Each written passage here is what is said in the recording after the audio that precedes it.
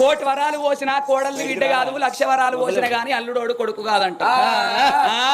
అందుకనే అల్లుని గుణం కుక్క గుణం ఒక్కటేనట. అల్లునికేమో ముళ్ళ చూపెట్టద్దాడ, కుక్కకు సర్ది చూపెట్టద్దాడ. ఎందుకని అంటే మనం అన్నం తినంగా కుక్క మన దగ్గరకు వచ్చి బాగా చూసింది అనుకో, ఈ కుక్క పాడగానే బాగా చూస్తాను తింటే జిట్టి గిట్ల ఇక్కడ ముక్కో బొక్కో పారేస్తాం. ముక్క తింటది బొక్క తింటే తెల్లారికి అదే టైం కత్తలికి అది ఉన్నట్టు నిలబడుతుంది.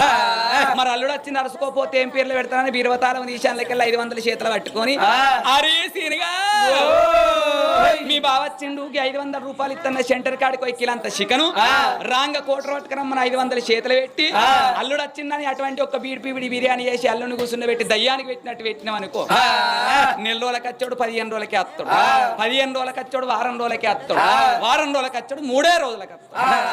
సీనయ్య పొద్దుగా అత్తన్న ఎందుకు కొడుక అంటే, అత్తమ్మ నీ బిడ్డకు మా అవ్వకు పడతలేదు, ఈ ములకల పెళ్లి కడప అని చూపెట్టమని ఇక్కడనే ఉంటా అంటాడు.